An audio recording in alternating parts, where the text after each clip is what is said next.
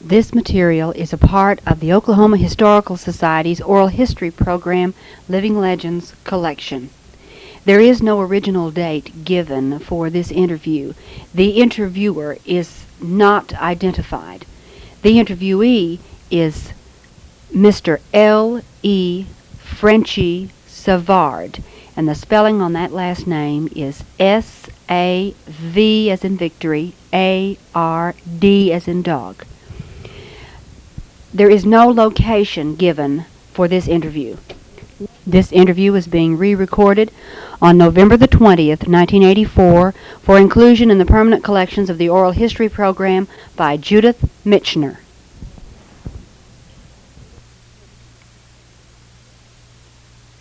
There you go.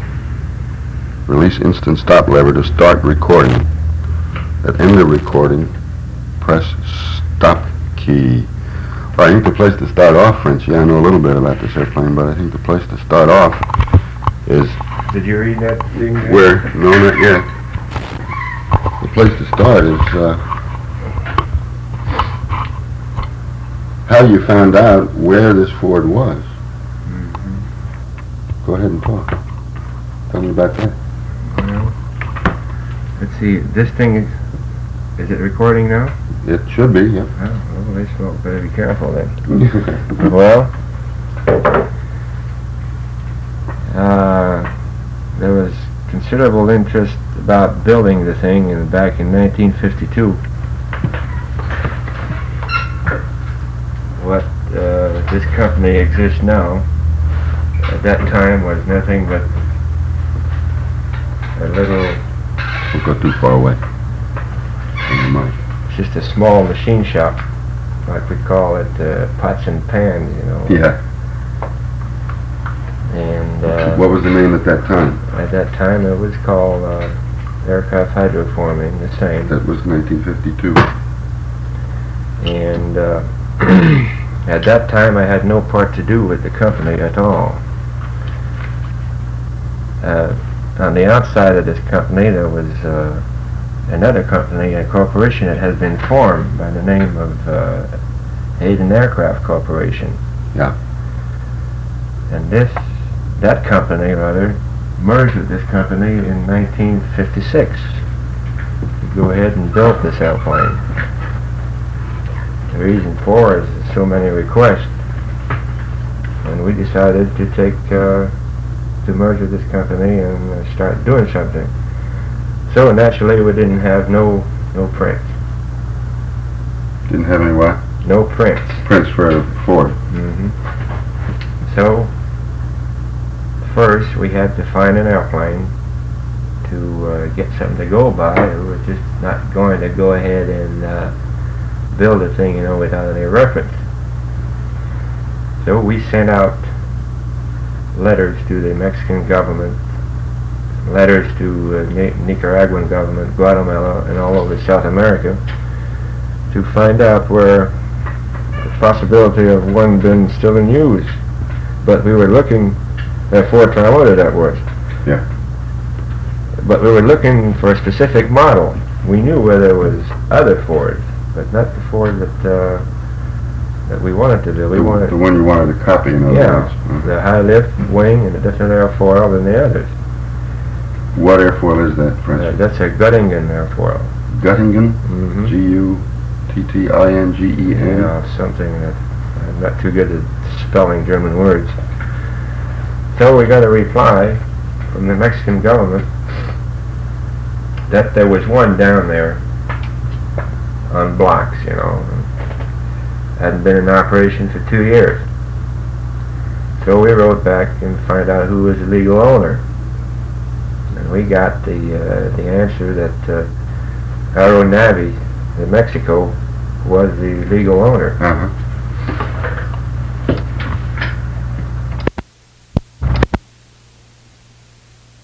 Okay, talk.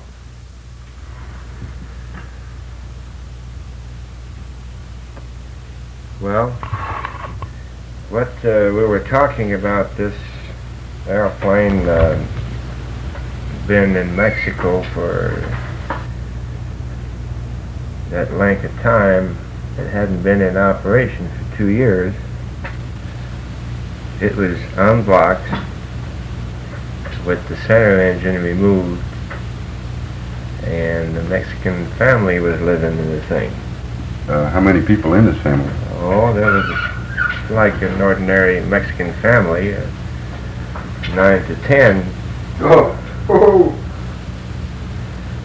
And we had quite a hassle to trying to convince the people that we wanted to look at the airplane. We wanted to buy the airplane.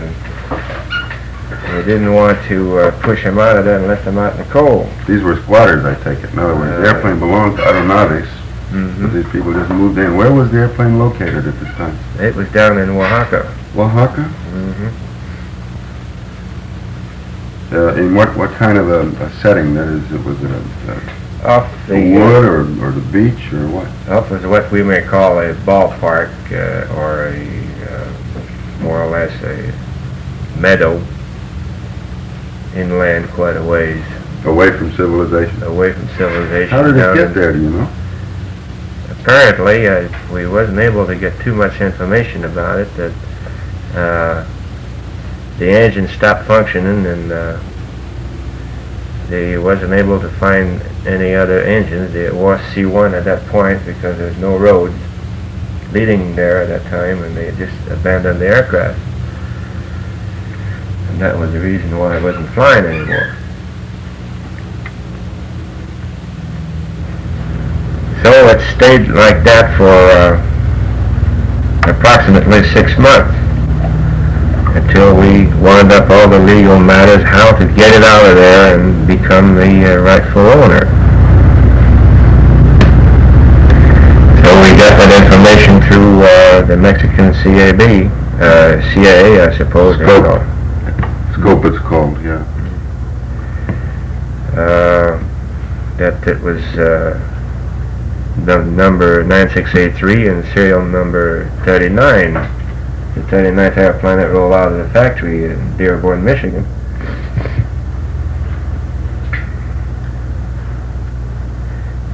So from there, we began work immediately. We started to send some parts down. I had 2 guys with me, and we went there and installed an engine on there, which we picked up in El Paso, I believe it was. Yeah. Well, we picked it up there. It didn't come from El Paso. And we freighted down there. Cars and Jeeps and burros, little ways, and all kinds of transportation you can get a hold of. So, after we got the thing pretty well underway, that the engines were running good enough so that the thing could get off the ground, we started out towards Memphis, Tennessee, which, when you make a deal like this, you buy something from one country to another, you have to go through legal paper in order to become the owner, other than being the rightful owner of other than having the title. You have to play it through customs. You got to pay tax and this and that. So we had what we call a broker, and his name was Jack Adam of Memphis, Tennessee. You probably heard of him. No, I don't know him. So we made a deal, a transaction through him as an aircraft broker. The aircraft was ferried from that point, which I was doing it with a partner, to Orange, Texas. You know where Orange, Texas I do. is? Near Belmont. Beaumont, rather. Through financial difficulties, why we dropped the whole thing for a year. For one reason, it was the money-wise, and second, we felt that there was something better yet that we could go ahead and try to build an airplane of that sort. We found a channel that it finally paid off By that I mean that Bill Stout was still alive, the guy that designed the airplane. This was what year now? In 1954. He says, "Come with me to Dearborn, Michigan. I will help you, of course, if you make me part of the deal." We said, "Of course we will. You're the fellow that designed it. We'd like to have you in our corporation." So we went. Or, as Bill Stout always said, away I went. Have you read that story? No, I haven't read that. Oh, but it's I will. quite interesting. So away I went. We went to Dearborn to the Ford archive, and he knew his way around. He went to Henry and says, "I want this, I want that." "Okay, well, have at it." So he got all the prints of all the Ford that was ever built. Detailed prints, fuselage prints, wings, engine installation. We came back on the West Coast with Bill, and then we came over here to aircraft hydroforming with all this mass of papers. We didn't know where to start. So Bill finally laid it all out on papers where everything belongs at and said, "This is the model we're going to build. The prints are fine, but still some of that stuff we can't read. I'm afraid we're going to have to go ahead and go back there and make Jack Adam an offer and try to steal that airplane away from him." Where is the airplane at this point? While all At this- Orange. It's now at Orange. In a hangar? No, outside. So we did. We made a deal. We finally bought the airplane and brought it over here in 1958. Care to say how much you spent for it? Yeah, we paid approximately $18,000 as it sets. From Jack Adams. And the same old thing. The thing had been sitting out there for a long period of time. We had to go through the engines again. And the time it took from Orange, Texas to Compton Airport here was around figured approximately 28 days. We flew for 30 minutes and stopped, fix up oil leak. These were the original engines now. Oh yeah, still the original The engine. SC-1. SC, the Wasp SC-1. And now, that was fine and dandy. The aircraft was here.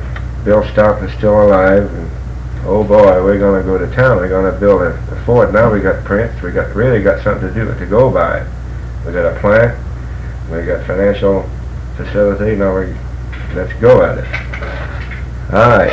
Now comes the FAA problem. It's fine. It's a good airplane. It has a lot of uses, they say. But are you going to be able to manufacture this thing under the same metal characteristic as it was 30 years ago? That was the big question that was to us. Speaking about the difference in alloys, I assume.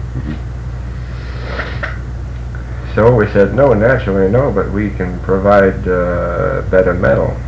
Sure. That's fine, and then you're going to have to come up with a stress analysis. So we did. And now the aircraft that we're just about to build is going to be about, we'd save approximately 1,500 pounds in weight. Doesn't have to be that thick of a metal. In other words, the metals are more sophisticated now. We've got better alloys. Better alloys. Better and lighter. Okay. Another thing that we fought was the fact that Ford dropped the ATC, an aircraft type certificate that was issued in 1930. Yeah. At that time, and when the CAA became in effect in the years of 38 and 39, everyone that was in aircraft industry manufacturing airplane, the ones that wanted to continue had to renew their ATC, which Ford says, no, I'm through. I'm going to put the United States on wheels instead of putting them in the air. So evidently he did a good job at it, building cars. Yeah. So, coming back to this production model that we're about to do now, we had to perform a lot of flight tests with the old 9683. First, the engine had to be removed. We realized that we couldn't get any more Wasp SC1. We found the equivalent, or a little better modern engines by Pratt & Whitney, which is the R985 14B with a blower in it, and it's truly a high altitude engine. It will perform, it will turn a lot of RPM. We put those brand new engines on there and we tried it. Flight test after flight test. Load up to the maximum and way beyond maximum. Sometimes there was 8,000 pounds in the fuselage of lead, sandbags, looking for a place to for a failure. And it never did give away. Hard landings and whatnot, and full bore powers, and the thing still keeps on going. And we thought, boy, we really got something now. All we got to do is just get this thing approved, and we'll use the same power plant that we use on serial number 39 and put it on the production model. Okay, the flight test is finished. We're going to go into production. What are we going to do with the airplane? We can't keep this one. I'm tired of it anyway. I got over 600 hours of this thing. The same thing every day in, every day out. Yeah. But somewhere up in the up front office here, there was quite a bit of correspondence with American Airlines, which I didn't know about.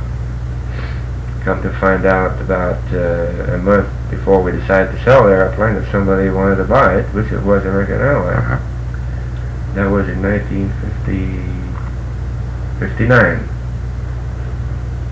Do you remember the month? Was it spring or summer? It was in spring. In the spring, all right. 1959. It came from New York.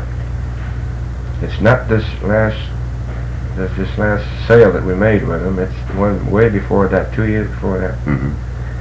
The letter read from a special project officer back there, American Airlines, that we understand that you have one of our first airplane, serial number 39 9683. Would you consider selling it to us, as we would like to have it for advertising? Probably that's what they had in mind. They didn't put it that way, but that's what it was. We wrote back to them. We told them, well, that's fine, we'll sell you the airplane, but you must realize that the thing is still in the experimental category. It is not licensed standard. We're still carrying experimental certificate. Chuck?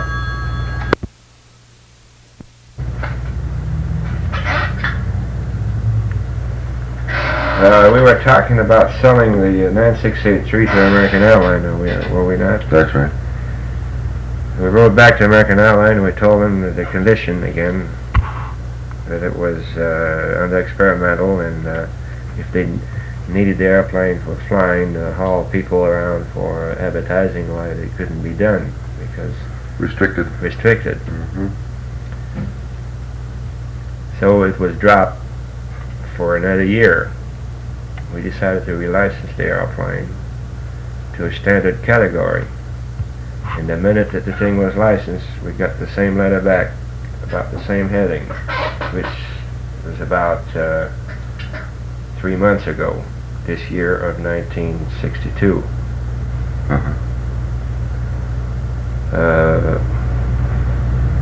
Would you again consider to sell your airplane? This letter came through the Smithsonian Institute. We didn't know that American Airlines was in the making again with it. Mm-hmm. I wrote back again through correspondence where they said that your point of contact would be Mr. Harold Barnes. How much would you take for the airplane? We told him the price. And that's how we gelled the deal, and we finally sold it to American Airlines. And I left here on September the 25th. 25th, 5:30 in the morning. 5:30 in the morning out of Los Angeles International. The fog was so thick that you couldn't see the white line, the yellow line on the runway. Holy. I could thank American Airlines of having themselves put me a radio that I could work to get out of the field. Of course, that morning was only 2,600 feet of thickness of that stuff to get on top. So we got on top and then headed toward Tulsa. Well, I think I have the rest of the story from there. I got a bunch of notes on that particular part of it. But, Unless you had something. Well, we wasn't but about 20 minutes out that we hit the 40 miles an hour headwind. What are you doing? We forced down to Blight to fuel. We burnt all the 5 hours fuel we had. We got down to Blight and gas up again and tried to make Phoenix. We got on top at Phoenix and couldn't get down. It was too thick. So we had to go around mountains and canyons and finally got down to the ground. And I'll be darned, we had a rainstorm. It was pouring by the bucketful. Engines was quitting and 1, 2, 3 alternating and 3, 2, 1 and finally we made Phoenix with the idea of gassing up and going out to Tucson. But you got weathered in at Phoenix. And we got weathered in at Phoenix. Tucson had 2 inches of water in the terminal. Holy. So the flight was postponed until the next day until it was clear. We took off again in the morning for Phoenix on the 26th, on the 27th. Yeah. We got to Tucson to El Paso, where the legal ownership of the paper has been transferred to American Airlines, and we made all the legal transfer the airplane title from Aircraft Hydro to American Airlines. And we left El Paso in the afternoon for towards Tulsa, and we still got wetted in.